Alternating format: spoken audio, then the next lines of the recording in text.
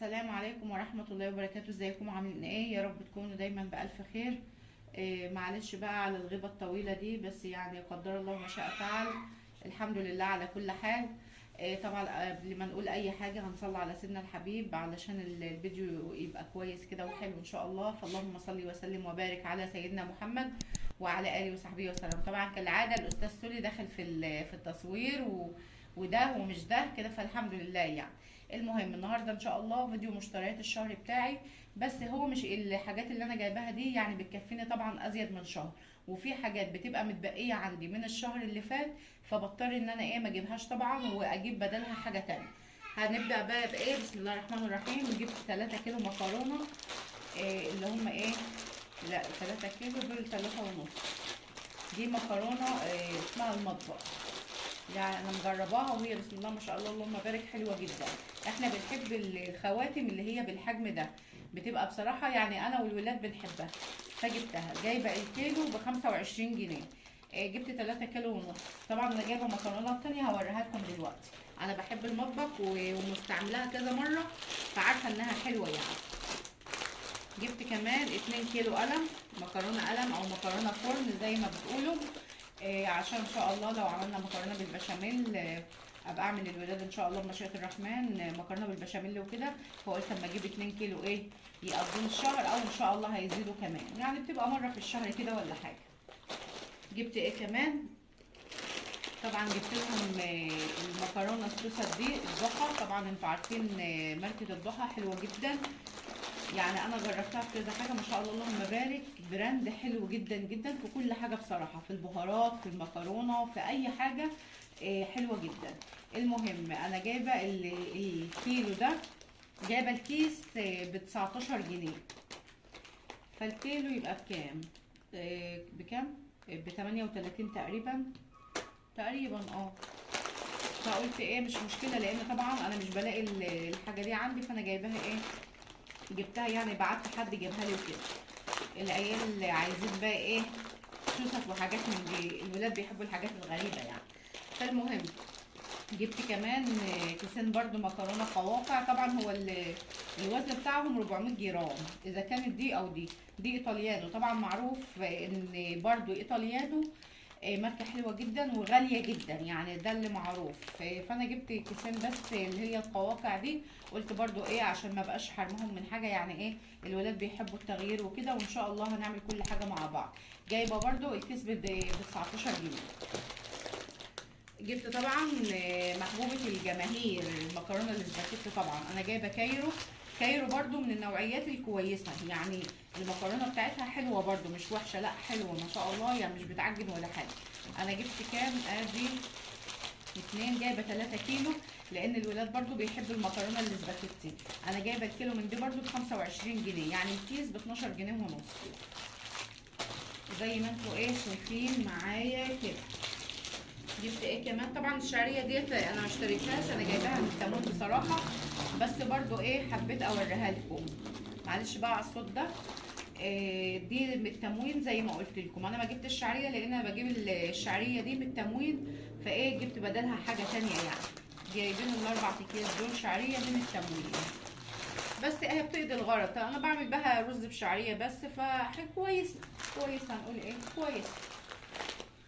جبت كمان 2 كيلو دقيق. ده دقيق ذرة اصفر. طبعا الدقيق الذرة حلو جدا، ده اللي هو دوبيلا ده، هو كويس مش وحش. انا كنت جايبه اللي هي سنبله الفرات قبل كده، بس بصراحه يعني حاسه ان هو احسن من دوبيلا، بس قلت اجرب ده برضو، لان انا بصراحه كنت مجربه دوبيلا دي اللهم صل وسلم وبارك على سيدنا محمد في الفانيليا، ما عجبتنيش قوي، بس قلت اما اجرب يعني. المهم انا جايبه الكيس من دوت، هو كيلو صافي عامل 40 جنيه. جبت الكيسين دول. طبعا هو حلو في كل حاجه، يعني ممكن عملنا بانيه، عملنا ايه تاني، اللهم صل وسلم وبارك على سيدنا محمد. هو بيستخدم في حاجات كتير قوي، فان شاء الله يعني ايه نبقى هنشوف هنعمل بيه ايه. جبت كمان علبه سمنه. بصراحه انا بحب جنه جدا، يعني جنه يعني بقالها معايا سنين كتيره قوي. فبصراحة أنا سمعت إن روابي القشطة دي بتبقى حلوة يعني إيه، وطعمها حلو في الأكل وكده، فحبيت إن أنا أجربها. المهم جايبينها ديت ب 140 جنيه. طبعا هي وزنها الصافي كيلو ونص، فهم يعني المفروض ان العلبه دي بتبقى 2 كيلو، لا هي وزنها الصافي كيلو ونص. 140 جنيه في علبه سمنه، ده كتير جدا. فبجد الله المستعان على الاسعار اللي احنا بقينا فيها دي واللي بنسمع عنها دي. وجبت كمان البسله دي، شفتها فعجبتني وقلت ايه اما اجربها كده، لان بصراحه ما كنتش فرست بسله وكده. فقلت بقى ايه اما اجرب البسله دي. تقريبا هشوف لكم هي قد ايه، هي وزنها قد ايه. بسم الله. مش عارفه، بس هي تقريبا مش عارفه، هشوفها لكم دلوقتي. هي جايبه العلبه من دي ب20 جنيه. قلت ان شاء الله تبقى حلوه، ولو طلعت حلوه ان شاء الله هجيب منها تاني. جبت العلبتين اهي، علبتين اهم. الواحده ايه ب20 جنيه زي ما قلت لكم. وجبت كمان برطمان الصلصه دوت، طبعا هارفست معروفه جدا. هي بصراحه صلصه حلوه قوي، فشفتها برضو قلت ايه هجيبها. جايبه البطرمان دوت ب28 جنيه. دي صلصه هارفست. طبعا انا لقيت اللي هي الصفيحه عامله 65 و55 اسعار كده خياليه. فقلت لا ايه انا هجيب اللي هو الازاز. يعني ايه، انتوا عارفين ان الست المصريه ايه بتعمل اختراعات في البطرمانات الازاز دي، فهنشوف يعني. ده ايه، دي بقى الايه البقوليات والبهارات وكده. هنبدا بايه، بسم الله الرحمن الرحيم. جايبه التمن كيلو.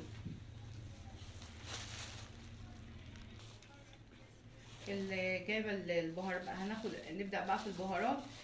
دوت تمن 7 بهارات. طبعا ال7 بهارات بالنسبه لي دي حاجه اساسيه ومهمه جدا في الاكل بتاعي، فما بستغناش عنها. المهم قلت ايه اما اجيب التمن ده وان شاء الله ربنا يبارك فيه ويكفينا الشهر. هقول لكم بقى انا جايباها بكام. ال7 بهارات التمن ب50 جنيه. يعني لكم ان تتخيلوا الشويه دول ب50 جنيه. فعلى قد ما نقدر يعني ايه هنحافظ. ايه تاني، وجبت ربع كمون حصى. طبعا انا بجيب البهارات بتاعتي كلها حصى. ليه بقى؟ لان انا بحب انا اول باول كده كل ما احتاج اخد الشويه واقوم طحنهم في المطحنه بتاعتي. طبعا اول باول كده بتبقى الحاجه طازه وحلوه. جايبه الربع دوت، ربع الكمون ب80 جنيه. معلش بقى انا عارفه ان انتوا هتتصدموا من الاسعار والله، لان انا برضو اتصدمت. جايبه دي كبابه صيني، جايبه ب20 جنيه. الشويه دول ب20 جنيه. الفلفل الاسود طبعا انا جايبه ربع، بس انا خدت منه شويه للامانه، يعني خدت منه شويه. الربع كيلو، طبعا انتوا مش هتصدقوا الربع كيلو الفلفل الاسود عامل كام. الربع كيلو الفلفل الاسود عامل 125 جنيه. يعني الشويه ده احنا كنا زمان بنجيب نص دول كده ب20 جنيه. تخيلوا بقى الشويه دول ب125 جنيه، فالله المستعان يعني. طبعا انا كنت فين وجايبه ربع كزبره ناشفه ب25 جنيه. وجبت ايه كمان، بسم الله، فين بقيه البهارات اللي انا جايباها. دوت جنزبيل بالشويه دول ب20 جنيه. وجايبه ربع بهارات فراخ، استنوا اشوف لكم اهو. ربع بهارات الفراخ عامل 40 جنيه. ايه تاني، طبعا مرقه الدجاج ديت انا جايبه الواحده ديت تقريبا ب9 جنيه. فانا جبت كذا واحده. كان هنا كمان مرقه دجاج هشوفها دلوقتي. وجبت دول 11 بهار من كنور، بصراحه حلوين جدا وعاجبني جدا جدا. فلقيت العرض ده مع بعضه تقريبا هو الكيس لوحديه ب5 جنيه. فانا جايبه شويه دول على بعض ب30 جنيه، مش تقريبا 10 اكياس ب30 جنيه. فلقيت ان فيه وفر حلو جدا، جبتهم برضو. طبعا اللي هي البهارات بقى ديت، اللي هي خلطات البهارات دي انا جبتها. قلت بقى ايه يعني دي توابل بطاطس جايباها ب12 جنيه. انا جايبه تقريبا جايبه اتنين. الكيس الواحد عامل 12 جنيه. جايبه خلطه الكفته، الكيس عامل 11 جنيه، جايبه 2. دي خلطه حواوشي.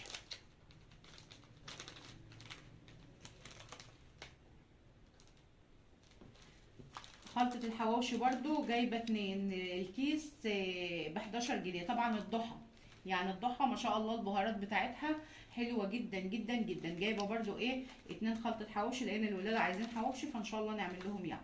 جبت توابل البرجر دي ب 11 جنيه برضو، ودي ايه توابل بطاطس زي ما قلت لكم. او دوت بقى الصوص اللي هو صوص الديمي جلاس ده، انا طبعا ما كنتش لاقيه، انا جبته يعني مش من بلدي، انا بعت جبته الصوص ده لان انا لفيت هنا ما فيش الكلام مش موجود. المهم انا شفت وصفه يعني وعايزه اعملها بصراحه للولاد، فكان مطلوب فيها اللي هو صوص الديمي جلاس. الكيس من دوت عامل 15 جنيه، جبت كيسين. نيجي بقى على الايه الحاجات اللي هي بتاعت الشهر في الايه في البقوليات. ايه بقى، انا جبت كيلو الفول المدشوش دوت. كام هشوف لكم اهو ثانيه واحده. الفول المدشوش عامل 40 جنيه الكيلو، جبت كيلو عشان ان شاء الله عاوزه اعمل طعميه، فان شاء الله ايه نبقى نعمل بيه كده. جايبه الكيلو ده ب 40 جنيه. جبت ايه كمان، اللهم صل وسلم وبارك على سيدنا محمد وعلى اله وصحبه وسلم. جبت دوت عدس بجبه، جبت نص كيلو ب 40 جنيه. وجايبه كيلو لوبيا، طبعا انا اخدت منه ربع كيلو عشان هطبخه النهارده ان شاء الله. جايبه الكيلو ده ب 70 جنيه.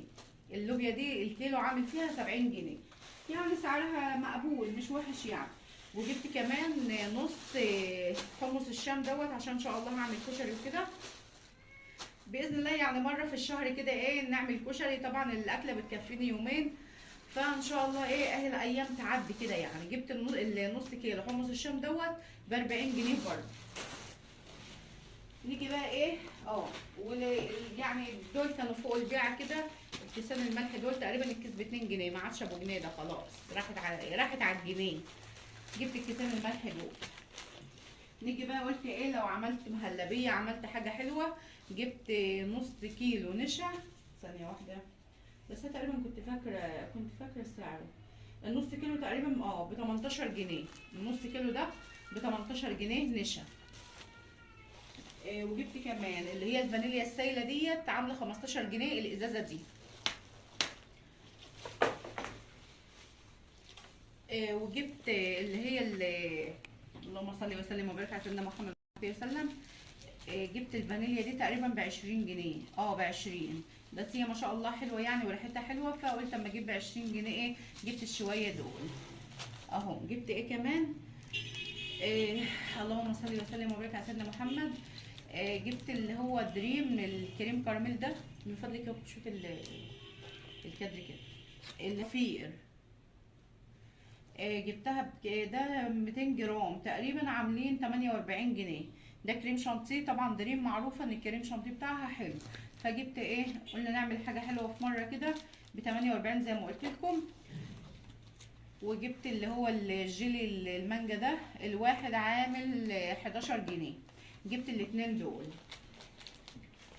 وجبت بقى قلت ايه اما ادلع الولاد كده الشهر ده، لا الحاجات دي ما بتجيش على طول بصراحه عشان اكون صادقه معاكم يعني. فبصراحه ايه قلت انا عايزه ادلعهم بقى الشهر ده، فقلت اما اجيب لهم عصير. طبعا انا بصيت فيه الاول لقيت ان هو خالي من المواد الحافظه، مكتوب اهو خالي من المواد الحافظه والمحليات الصناعيه، يعني هو مشروب طبيعي. فقلت بقى ايه اما اجيبه. ده طبعا من جهينه، انا جايباه اناناس لان انا بحب الاناناس بصراحه.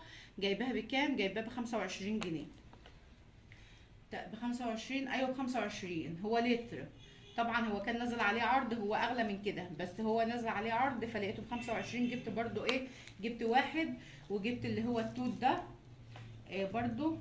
برضو من جهينة عامل 25 جنيه علشان الست كوكي والاستاذ ميدو بيحبوه، فقلت بقى ايه اما نجربه كده وانا اجرب معاهم بصراحه، بس انا بحب الاناناس يعني. وجبت كمان اللي هو كوكتيل ده، انا بحب الكوكتيل برضو، اللهم صل وسلم وبارك على سيدنا محمد. جايباه ب 31 جنيه، هو مش من جهينة هو بيتي، فبيتي اغلى من جهينة، فجبت واحد جبت ايه لتر كده ب 31 جنيه زي ما انتم شايفين كده. وجبت كمان ازازتين خل، الازازه عامله 15 جنيه. طبعا انا الخل ما بستغناش عنه نهائي نهائي نهائي، فجبت ازازتين كفوا بقى الشهر، كفوا ما كفوش هجيب تاني لان انا ما بستغناش عن الخل في كل حاجه، في تسييق في تنظيف في غسيل مواعين، ده حاجه اساسيه. فجبت الازازتين دول الواحده ب 15 زي ما قلت لكم. دي بقيت ايه البهار اللي هي مرقه الدجاج اهي. طيب معلش هزق بس الحاجات دي شويه لان يعني الدنيا. كمل بقى. جبت اللي هي المناديل دي اسمها وايت. هما 3 مع بعض كانوا نازلين عرض ب79 جنيه. طبعا هي الواحده فيهم عامله ب35 جنيه. فقلت ايه العرض ده حلو فجبته. جايبه اللي هما ال3 مع بعض دول ب79 جنيه. جبت كمان واحده مناديل مطبخ لان طبعا ما بستغناش برضو عن مناديل المطبخ دي فاميليا. 6 زائد 2 يعني 8 عاملين 60 جنيه. جبتهم ايه بكام؟ ب60 جنيه زي ما قلت لكم. ايه تاني؟ اه جبت بقى اللي هو ده برضو كان نازل عرض ب79 برضو. طبعا أنا الواحد يعني ديت كنت جايباها ب35 جنيه. فطبعا علشان ما فيهاش اللي هي البخاخ دي فنزل عليهم العرض دوت جايباه ب79 جنيه. فلقيت العرض ده حلو جدا فقلت اما اجيبه. طبعا هو ما شاء الله اللهم بارك حلوين جدا اذا كان في الازاز او في الرخام بيلمعوهم وكمان بيديلهم ريحه حلوه. زي ما قلت لكم ده من ماكس اللي جايبه دول ب79 جنيه. جبت ايه كمان؟ جبت اللي هو الاوكسي طبعا علشان الغساله في الاوتوماتيك بتاعتي. جايبه هو بيعادل اللي هو بودر 6 كيلو. ده ان شاء الله بيكفينا الشهر يعني. جايباه ب100 بكام؟ اللهم صل وسلم وبارك على سيدنا محمد. ب175 جنيه. هو كام؟ هو 3 لتر جل بما يعادل 6 كيلو ايه بودر. طبعا الاوكسي معروف ان هو بينضف جدا وحلو اهو. جبت كمان جيركن بلاك برضو 3 كيلو. جايباه برضو ب175 جنيه اهو زي ما انتوا شايفين معايا كده. ايه تاني؟ جبت اللي هو بتاع قعدة التويليت ده. نزل عليهم عرض برضو بكام؟ ب65 جنيه من ماكسل برضو. هما ما شاء الله يعني بينضف التويليت حلو جدا. فقلت ايه اما اجيبه. كان نزل عليهم العرض ده بكام؟ ب65 جنيه زي ما قلت لكم. زي ما قلت لكم الفيبا دوت بعمل تقريبا يعني معلش سامحوني تقريبا 45 جنيه. هو 2 لتر بس. ما طبعا الفيبا انا بحبه جدا لانه بينظف وبيخلي ريحه المواعين حلوه. او حتى وانت بتغسلي كده يعني بتشم ريحه حلوه بتديكي طاقه كده. يعني ما بستغناش عن الفيبا بصراحه. واحيانا بستعمل الاوكسي يا الفيبا يا الاوكسي.